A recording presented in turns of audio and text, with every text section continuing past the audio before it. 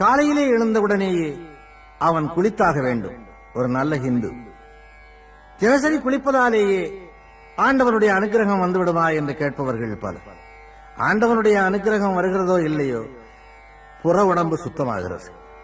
புற உடம்பு குளிரும் போது அகமும் குளிர்கிறது. அகத்தை அடிக்கடி குளிர வைக்க உடம்பையும் குளிர வைக்க வேண்டியிருக்கிறது. குளிர்ந்த உடம்புக்குள்ளே ஆன்மா குளிர்ந்து நிற்கிறது.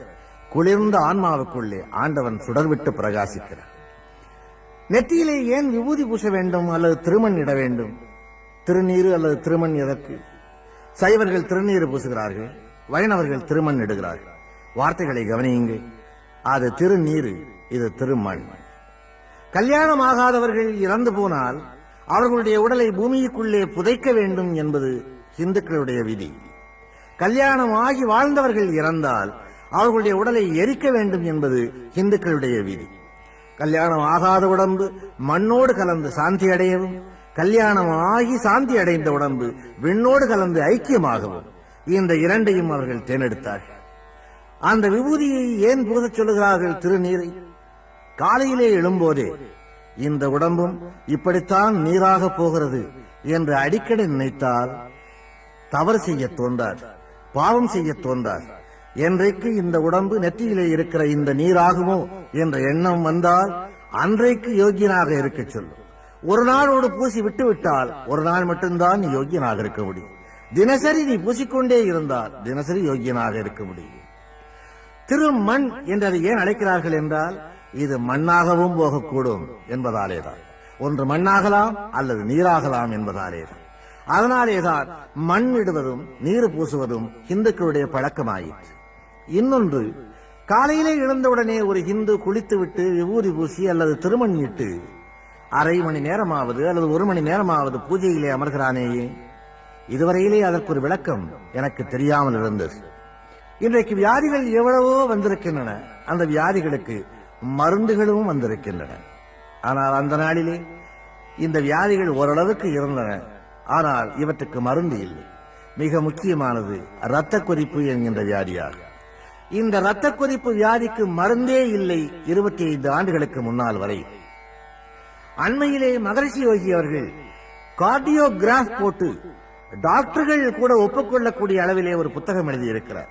அதிலே அவர் என்ன குறிப்பிடுகிறார் என்றால், ஏதாவது ஒரு பொருளை 20 நிமிஷ நேரம் அப்படியே வேறு சிந்தனை இல்லாமல், சபலம் இல்லாமல், சலனம் இல்லாமல் நீ சிந்தித்துக் கொண்டே இருந்தால் உன்னுடைய இரத்த கொதிப்பு இறங்கும், ஏறுகிற கொதிப்பு இறங்கும் என்று அவர் குறிப்பிட்டிருக்கிறார். இதற்கு ஏதாவது ஆதாரம் உண்டா என்று கேட்கிறீர்களா? நானே ஆதாரம்.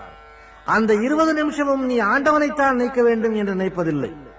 உன் புத்தி குரங்கை நினைக்குமானால் அதை நினைக்கலாம், வேறு புத்தகத்தை நினைக்குமானால் அதை நினைக்கலாம்.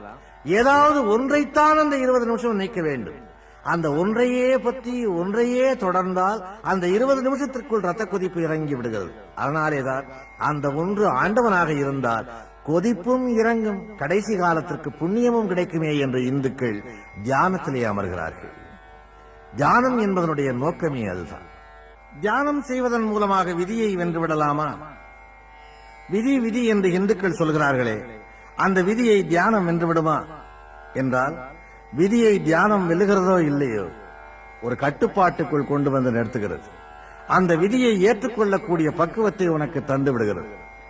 எல்லாமே உனக்கு விதிக்கப்பட்ட விதிதான். உனக்கு விதிக்கப்பட்ட வாழ்க்கையே விதி என்று இந்து மதம் கூறுகிறது. உனது வாழ்க்கை எந்த சாலையில் போனாலும் அது இறைவன் விதித்ததே.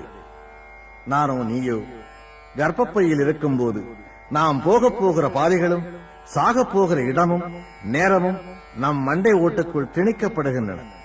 நாம் எங்கே போனாலும் எப்படி வாழ்ந்தாலும் அது இறைவன் விதித்ததே.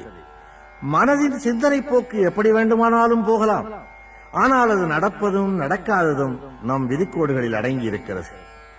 ஊழிற் பெருவலி யாவுள மற்றொன்று சூழினும் தான் முந்துரும் என்றான் வள்ளுவன். ஊழ் என்பது பூர்வ ஜென்மத்தையும் விதியையும் குறிக்கும். பூர்வ ஜென்மத்தின் எதிரொலியைக் கொண்டே அந்த ஜென்மத்தின் விதி நிர்ணயிக்கப்படுகிறது. அதனை ஊழ்வினை உறுத்து வந்தூட்டும் என்றான் இளங்கோ. போன ஜென்மத்தில் உன் விதி பாவம் செய்யும்படி விதிக்கப்பட்டிருந்தால் அதற்கான பரிகாரம் இந்த ஜென்மத்தில் எழுதப்படுகிறது. ஆகவே விதியின் கோடுகள் தாம் நம்மை ஆட்சி செய்கின்றன என்பது இந்துக்களின் அசைக்க முடியாத நம்பிக்கை. நாம் எண்ணியது நடந்தாலும் நடக்காவிட்டாலும், எண்ணாதது நடந்தாலும் யாவும் நம் விதி ரேகைகளின் விளைவே. முயற்சி 1/4 பங்கு, விதியின் ஒத்துழைப்பு 3/4 பங்கு. எல்லாவற்றுக்கும் கால நேரம் வர வேண்டும் என்கிறார்களே இந்துக்கள். அதற்கு என்ன காரணம்? இன்ன காரியங்கள் நமக்கு இன்ன காலங்களில் நடக்கும் என்று விதிக்கப்பட்டிருக்கிறது, அவ்வளவுதான். நினைவுகளின் மயக்கத்தை விதி ஒழுங்குபடுத்துகிறது. 2வது உலக யுத்தத்தின் போது ஹிட்லருக்கு இருந்த வசதியும் ஆயுத பெருக்கமும் வேறு எந்த நாட்டிலும் இல்லை. ஒரே நாளில் போலந்தை பிடித்தார். வெறும் மிரட்டலிலேயே செக்கோஸ்லோவேக்கியாவை பிடித்தார். குண்டு போடாமலேயே பிரான்சை பிடித்தார். அவன் விரும்பியிருந்தால் ஐரோப்பாவையும் 6 நாட்களிலேயே பிடித்திருக்கலாம். வெறும் வாய்வேட்டுக்களையே விட்டுக் கொண்டிருந்த எதிரிகளை அவன் கனடாவுக்கு துரத்தி அடித்திருக்கலாம். அகில ஐரோப்பாவையும் பிடித்துவிட்டால் உலகத்தில் ஐரோப்பிய நாடுகளுக்கு காலனிகளாக இருந்த ஆசிய, ஆப்பிரிக்க, அரேபிய நாடுகள் அத்தனையும் குண்டு போடாமலேயே அவன் கைக்கு வந்திருக்கும். அமெரிக்கா, சோவியத் யூனியன் இரண்டையும் தவிர மீதி உலகம் அவன் கைக்குள் விழுந்திருக்கும். இது சுலபமாக நடந்திருக்கக்கூடியதே. ஆனால் விதி ஹிட்லரின் ஆணவத்தை ஆட்சி புரிந்தது. பிரிட்டனை கோழிக்குஞ்சு என்றவன் கேலி செய்துவிட்டு யானையை சாப்பிட்டால்தான் என் பசி அடங்கும் என்று சோவியத் யூனியனுக்குள் நுழைந்தான். அவனது சவக்குழி அங்கேதான் தோண்டப்படுகிறது என்று விதி சிரித்தது. சோவியத் யூனியனின் பருவகாலத்தில் அவன் சிக்கி சிக்கி இழுபட அமெரிக்காவும் பிரிட்டனும் தங்களை தயார் செய்து கொண்டு விட்டன. எச்சரிக்கையாக இருந்திருந்தால் உலகத்தையே ஆண்டிருக்கக்கூடிய ஹிட்லர் தன் பிணத்தை கூட பிறர் பார்க்க முடியாதபடி இறந்து போனான். உலக வரலாறுகளை கூர்ந்து கவனியுங்கள். விதியை மதியால் வெல்லலாம் என்று சில பேர் பேசுவது உண்டு. வெல்லலாம். அப்படி நீ வென்றுவிட்டால் நீ